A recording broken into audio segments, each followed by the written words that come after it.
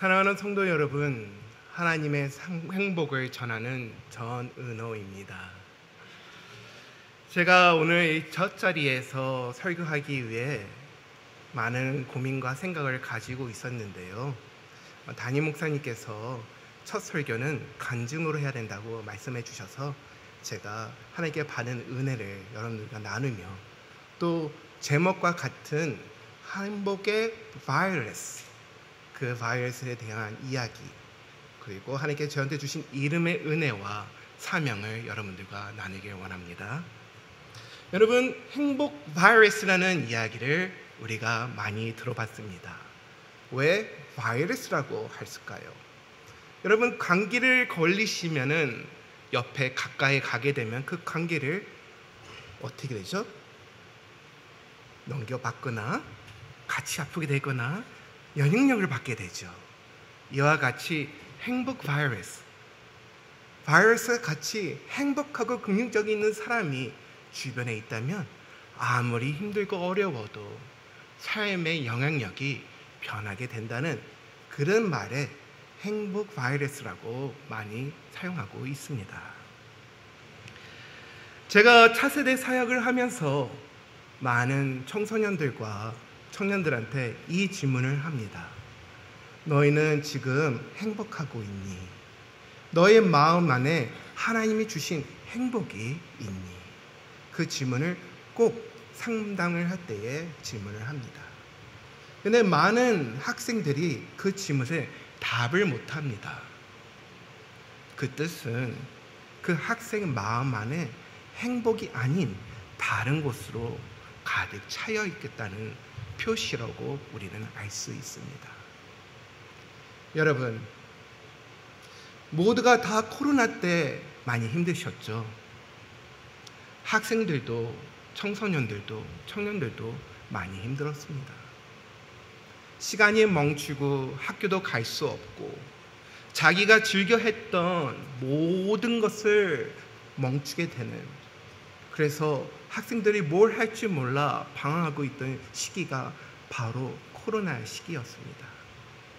그 학생들이 힘들어서 그들이 뭔가를 해야겠다고 해서 찾은 것이 바로 SNS, 페이스북, 인스타그램 같은 데다가 자기의 모습, 자기의 자랑, 자기의 뭔가를 컨텐츠를 올려서 소통하려고 노력을 하였습니다. 만나지 못하니까요. 페이스북을 통해서, 인터넷을 통해서 소통하려고 많은 노력들을 했습니다. 그래서 어떤 착한 아름다운 자매가 열심히 노력해서 자기 소개를 열심히 소개를 하는 그런 컨텐츠를 만들어 페이스북에 올렸습니다. 근데 많은 사람들이 그 페이스북에 좋다라는 표시를 안 하고 관심을 많이 안 가져줬습니다. 근데 그 학생을 괴롭히고 그 학생한테 나쁜 짓을 하던 어떤 사람이 그 학생이 올린 것을 보고 그대로 베껴서 자기 이름만 집어넣고 자기 사진을 대신해서 올렸더니 대박이 터진 거예요. 모든 사람들이 다 좋아한다고 표시하고 그가 올린 거에 따라가며 소통이 이루어지고 있는 것을 그 아름다운 자매가 보게 된 것입니다. 그러면서 그 자매가 너무나 슬퍼서 자살하려고 약을 많이 먹고 잠을 들여버렸습니다. 그래서 부모님이 그 자매를 데리고 병원에 가서 하나님의 은혜로 살렸습니다. 그리고 그 자매가 왜, 뭐가 부족하다고, 무엇 때문에 그런 선택을 했는지 상담을 요청해 와서 제가 그 자매를 만나 얘기를 시작했습니다. 그 자매가 이렇게 얘기했습니다. 아무도 나를 사랑하지 않아요. 아무도 나를 받아주지 않아요. 아무도 나를 이해해주지 못해요. 그렇지만 제가 알고 있는 그 자매의 부모님은 신실한 교회 일꾼이셨습니다. 누구보다도 자기 자식을 너무나 사랑해서 아낌없이 주는 훌륭한 분들이셨어요. 그래서 제가 물어봤습니다. 무엇 때문에 그렇게 생각하니? 무엇 때문에 너는 사랑을 지금 안 받고 있다고 생각하니? 하고 물었더니 아무도 제 페이스북에 사랑한다는 헐트 모양을 달아주지가 않아요. 아무도 내가 노력을 했는데 알아주지 않아요. 아무리 내가 나를 소개하고 소통하고 싶은데 라이크를 눌러주지 않고 나를 따라주지 않아요. 라고 하며 아무도 나를 사랑하지 않네요 하고선 그래서 죽고 싶었어요 하고선 고백을 하는 거였습니다. 단추 하나, 손가락으로 전화기를 딱 누르는 단추 하나, 그것이 요즘 세대의 아이들한테 사랑하냐 사랑 안 하냐는 기준치가 되어버렸습니다. 우리가 같은 단어 사랑이라는 단어를 사용하고 있지만 사상이 틀려요. 생각하는 게 틀려요. 아무리 부모가 사랑한다고 얘기하지만 그들이 아는 사랑하고는 전혀 다른 거예요. 무엇이 잘못됐습니까? 어디부터 잘못됐습니까? 왜 학생들은 하나님이 보여주신 그 사랑을 온전히 받아들이지 못하고 세상 속에서 거짓 사랑에 그 단추 하나, 헐트 모양이 달아지지 않느냐에 따라 사랑의 기준치를 두고 있을까요? 그 아이는 행복하지 않았지만, 행복이 무엇인지 몰랐지만 불행이 무엇인지는 정확히 알고 있었습니다. 근데 저 또한 태어났을 때부터 행복하지 못하고 불행을 알면서 큰 왔습니다. 제 어머니가 나이가 20살 때 저를 가지셨어요. 꽃다운 나이 20살에. 친구들은 학교를 가고 사회생활을 하며 여러 가지 비전을 꿈꾸고 재밌는 인생을 살 그 꽃다운 나이에 저를 가지셨으니 어머니가 화가 날 때마다 그 해꽃이 화를 어디다 풀었겠습니까? 모든 무거운 그 화의 무게가 저한테 향했습니다. 시어머니한테 오늘 시집 잘 아시죠? 여러분 여성분들은. 또 아버지가 직장에 나가서 집에 안 들어오시고 챙겨주지 못한 냉정한 분이셨기에 어머니는 홀로 외롭게 쓰시며 저를 바라보시고 화가 날 때마다 회초리를 들으시고 저를 많이 혼내셨어요. 근데 저는 야단을 맞으면서 내가 왜 야단을 맞고 있지? 왜 내가 지금 혼나고 있지? 내가 뭘 잘못했지? 라는 생각을 하지 못했어요. 그냥 엄마가 나를 혼내니까 내가 잘못하고 그냥 나는 원래 야단을 맞아야 되는구나. 근데 어느 정도까지 야단을 맞았냐면 회초리와 막대기를 갖고 와 피멍이 들고 살이 부르터서 터질 때까지, 화가 풀리실 때까지 마구 때리셨어요. 회초리가 부러졌으면 또 가서 새로운 거 갖고 와 화가 풀리실 때까지 계속 저를 매질을 하셨습니다. 한 여름에도 피멍을 가리기 위해 아버지가 오기 전에 저를 긴팔을 입히고선 재운 그런 날들이 많았습니다. 근데 어느 날 제가 3학년쯤 되었을 때에 어머니가 뭐 때문에 화가 나셨는지 모르겠지만 마구 저를 혼내고 나서 화가 안 풀려 화장실에 가 욕조에 물을 받기 시작했어요. 그러니 저한테 너 죽어야 되겠다. 너 때문에 내가 불행해. 너 때문에 내가 행복을 다 잃었어. 그러니 너는 이 세상에 떠나야 돼. 없어져야 돼. 하면서 저를 끌고 화장실을 향했습니다. 저는 그 순간 방에 나올 때 문을 붙잡고선 엄마 살려줘요. 잘못했어요. 엄마 용서해 주세요. 엄마 살려주세요. 10분이 지났는지 15분이 지났는지 기억은 잘 안 납니다. 하지만 그 순간 내가 이게 마지막이구나. 그 어린 나이에 그걸 다 깨닫고선 살고 싶어서 몸부림을 쳤습니다. 나중에는 어머니께서 지치셔갖고 포기하시고 나가버셨어요.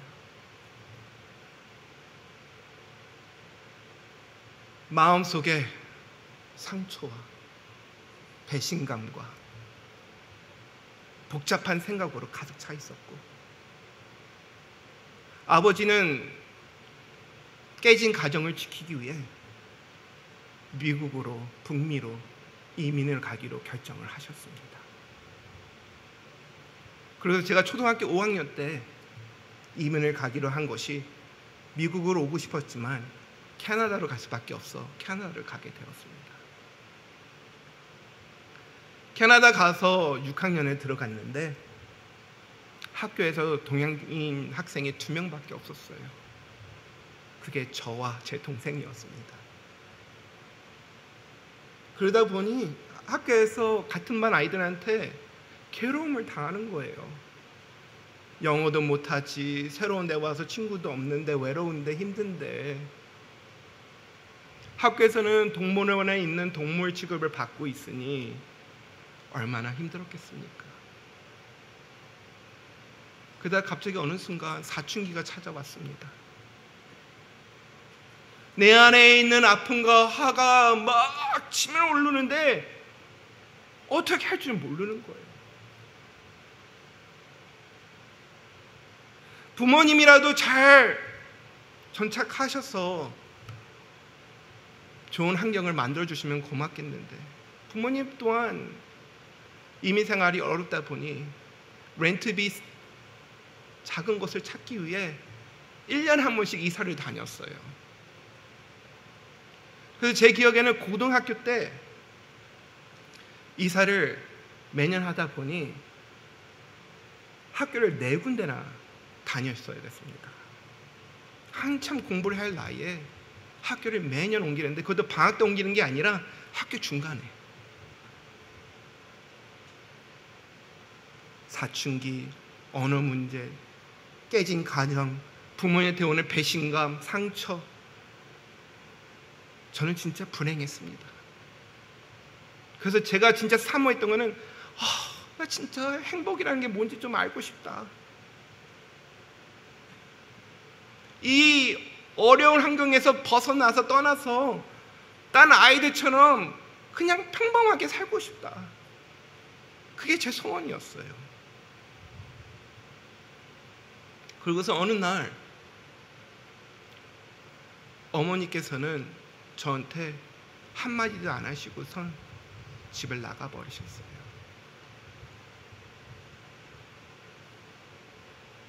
배신감, 부모님한테 오는 배신감. 근데 그걸 누가 회복시켜 주시지 않습니까? 하나님 아버지가, 나의 진짜 아버지가, 나의 진짜 우리의 부모님 하나님 아버지가 그걸 회복시켜 주셨어요. 그것도 어떻게 회복시켜 주신지 아십니까? 유스 그룹 여름 수련회 캠핑장에서 저를 회복시켜 주셨어요. 저는 그냥 친구 만나려고, 한국 친구 만나고 싶어서 교회를 방문했는데 마침 그때 교회에서 수련회를 간다는 거예요. 캠핑을 간다는 거예요. 그래서 그냥 전 캠핑을 또 가고 싶어서 따라간 것 뿐이었어요. 근데 캠핑 수련회 그날 저녁 밤에 찬양을 부르며 모닥불 앞에서 기도하는데 하나님이 저를 만나주셨어요. 여러분, 다음 주 저희 YG에서 캠핑을 갑니다. 수련회를 가요. 기도 부탁드립니다. 저 같은 YG 학생들이 그곳에서 예수님을 만나고 변화되고 회복이 일어나기를 저는 간절히 기도합니다. 저는 그 순간 깨달았어요. 하나님이 나를 사랑하시고 나를 찾아와 주시고 나를 변화시켜 주시면 내 이름을 불러주시며 책임져 주시겠다는 약속, 그리고 오늘 본문의 말씀처럼 내가 어디 가든 무엇을 하든 함께 동행하시는 하나님이 나와 함께 한다는 걸 확실히 알게 해주셨어요. 여러분, 이 세상에 8 billion이라는 사람들이 살고 있습니다. 근데 하나님께서는 여러분 한 분 한 분을 너무나 잘 아시고 여러분들의 머리카락이 몇 개인지도 다 아시며 여러분들의 마음을 너무나 잘 알고 계세요. 어쩌면 여러분들이 너무나 지금 힘들고 어려워서 하나님께 부르짖고 기도하는데 응답이 없다고 생각하실 수 있을 수 있습니다. 하지만 여러분들이 아셔야 될 것은 여러분들이 태어나기 전에 하나님께서 여러분을 선택하셨고 하나님께서는 여러분들이 착한 일, 나쁜 일을 하기 전에 그와 상관없이 여러분들을 무조건 사랑하시며 여러분들이 강의 물길의 길을 걸어가든 불길의 길을 걸어가든 하나님께서 여러분과 함께 하시겠다고 약속하셨어요. 제가 사역을 시작하게 됐는데 영어 이름이 필요했습니다. 그래서 하나님께 기도하는데 하나님께서 행복이라는 마음의 이름을 주시고 하피네스를 주신 거예요.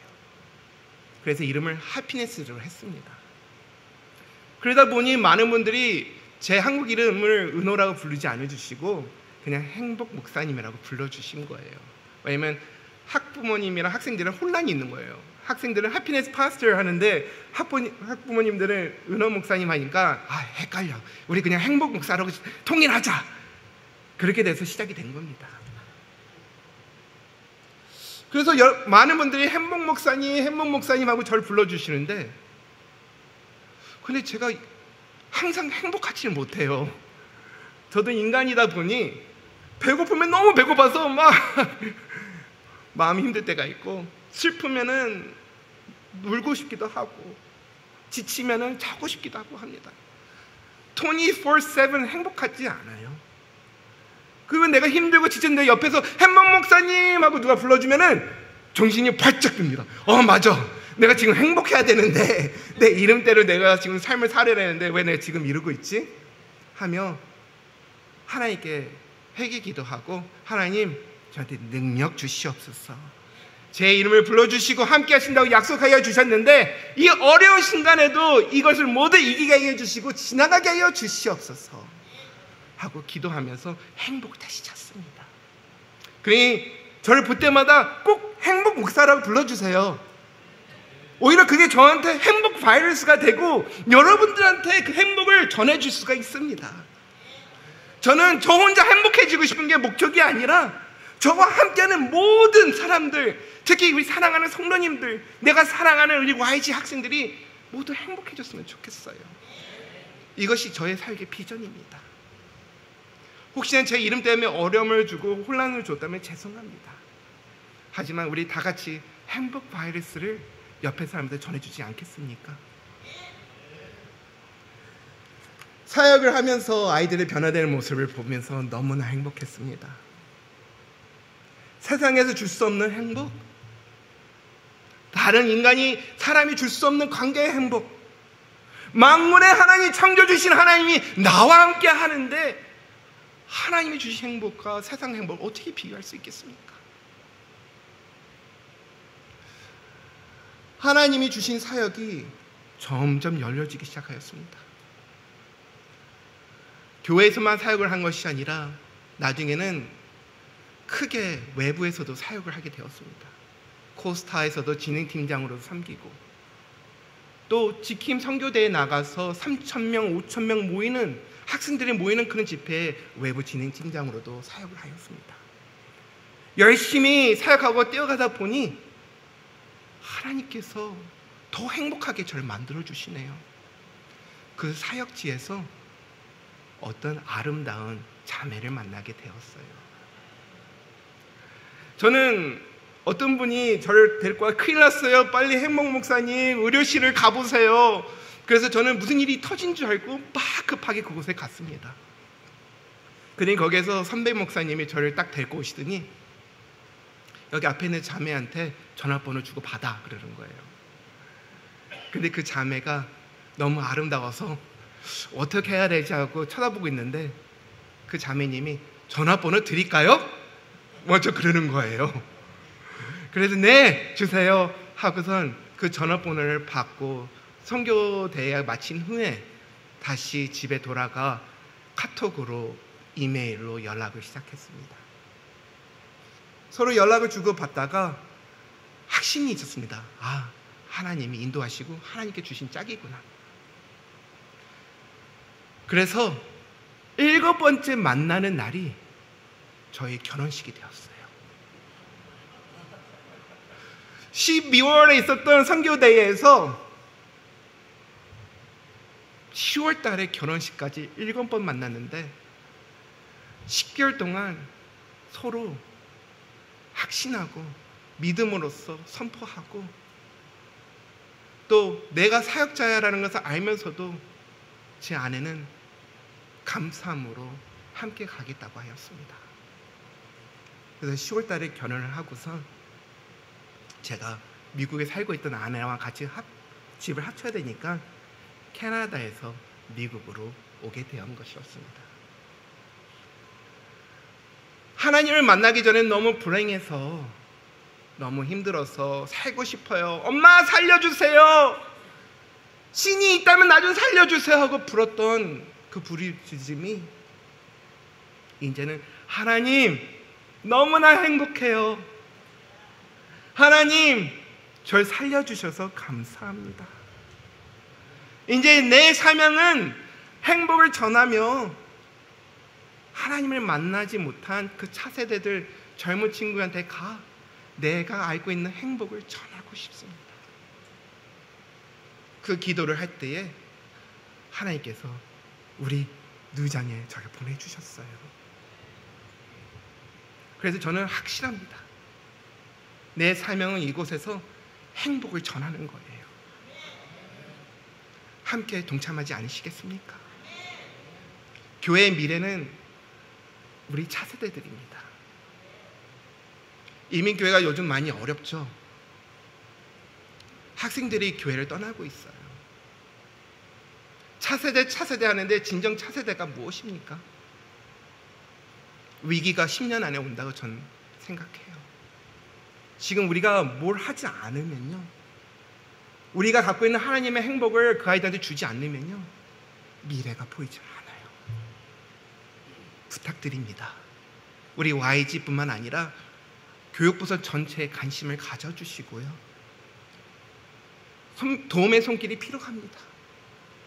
여러분들이 한 번도 학생들과 교육을 한 적이 없다 하시면요, 그냥 손자 손녀 바라보는 그 사랑의 눈으로 교회 문 앞에서 그 어린아이 오기를 기다렸다가 손 한번 잡아주고, 예수님이 너 사랑해, 우리 한번 예배드리러 같이 가려면 손자 손녀 바라보는 그 사랑으로 그들의 품고 같이 예배 자리 참석해 보세요.